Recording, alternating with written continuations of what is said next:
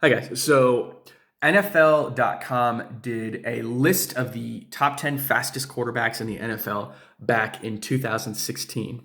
And peaking at number one was Marcus Mariota. Now, I'm not much into sports, but even I was like, are you serious? Him? Who even pays attention to Raiders football? But according to the research that they conducted, he was clocking the gridiron at 21 miles per hour. He was even running routes at 20 miles per hour. That's a car going through a neighborhood. It's really, really impressive. And so I got digging into more research and I started researching reflexes. And reflexes are your body's natural reactions to something sudden, like a surprise, especially when it's all up in your personal space. It's your actions to things that are thrown at you, or maybe someone jumping out and scaring you. Anyways, I love watching sports science on YouTube. And in one video, they were testing reflexes of two people. One was the fastest gun handler in the world. His name is Howard Darby. And they were also testing quarterback Trent Edwards, another Raiders player. And so they brought the gun handler and they were going to have him shoot at a target as soon as a light flashed. And while they were recording him, after slowing down the video, they had Howard pulling out the gun, cocking it, aiming it, and firing it all in about 27 hundredths of 1 second. When the light flashed, he was already moving at 13 hundredths of a second. Holy crap. Then we move over to Trent Edwards, and he had a similar test that he was going to do. He was going to throw a football and hit a target as soon as the light flashed. And when they slowed down his video, he had already gotten into his throwing motion in 12 hundredths of a second, beating the fastest gun handler in the world by 1/100th of a second. That's amazing. I love science, and the science behind reactions can show us that human beings are capable of absolutely amazing things. So, speaking of reactions, some of you probably know about the Fine Brothers on YouTube. They do a lot of really popular shows. Teens react, elders react, YouTubers react. What they do is they sit these age groups down in front of a computer or an old-timey object and just record their reactions to things, or like videos or social trends or technology. And as of today, the Fine Bros have 20 million subscribers on YouTube. That's 17% of the population of the entire country. And in the last 30 days, their videos have been viewed a total of 103,187,000 times. That is 1/3 of the population of the country. Are you serious?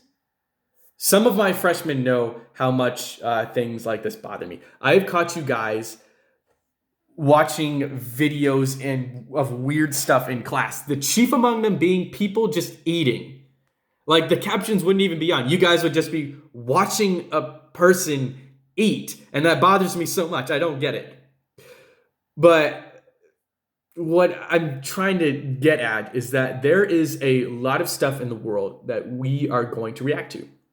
And sometimes we don't act the way that we should in a situation. I remember back when I was in high school and in middle school, when I would hear the news of a school shooting, I would be like, what? Oh my God, who could do something so monstrous? That's awful. But here I am 10 years later, and when I hear news about that stuff, I've caught myself going, another one? All right, how many people died? That's a crappy way to react to pure evil.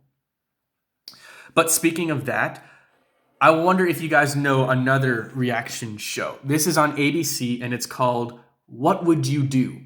Where they get actors to stage crisis situations in public and record how average common people in public would react to it if they would step in and help.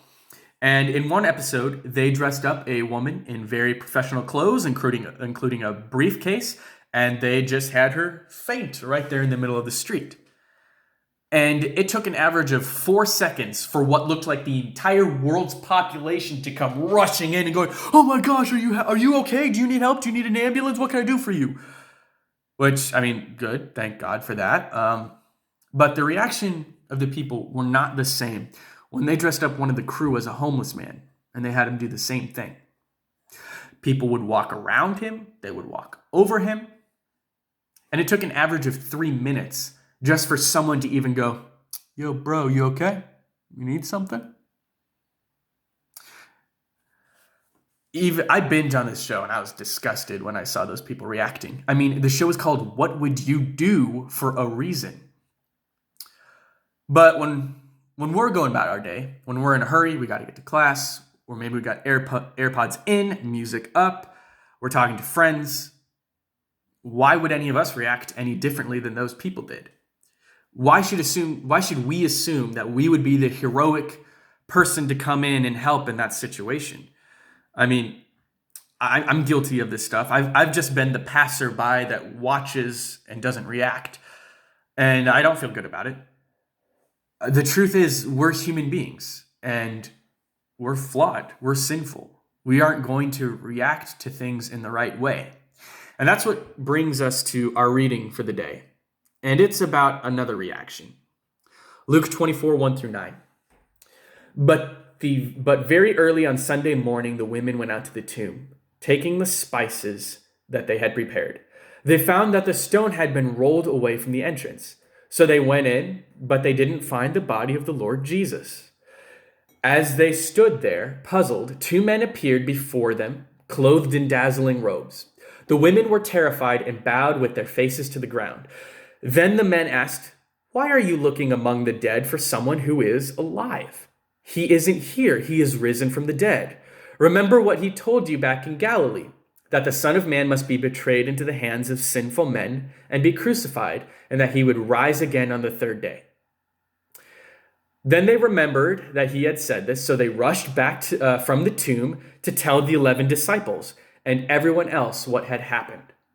So these women were they were confronted with something to react to. It wasn't a target, it wasn't 90s technology, it wasn't a news story, but they had considered Jesus Christ a friend. They watched him wrongfully executed by the authorities, even though he hadn't broken a single law.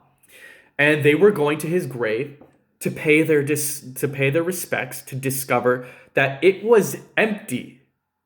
And what was their first reaction? "What? Hey, where's Jesus? Joanna, you seen Jesus?" "Yeah, I can see he's not here." "Well, given the events that happened on Friday, can you guess why I'm a little confused?" And then it took angels to come down from heaven to be like, "You guys remember when Jesus said that he was going to be crucified and rise from the dead? Yeah, this is that time. Get to work."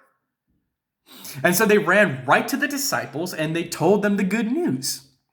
So 3 weeks ago, we got to celebrate the anniversary of the greatest event in human history.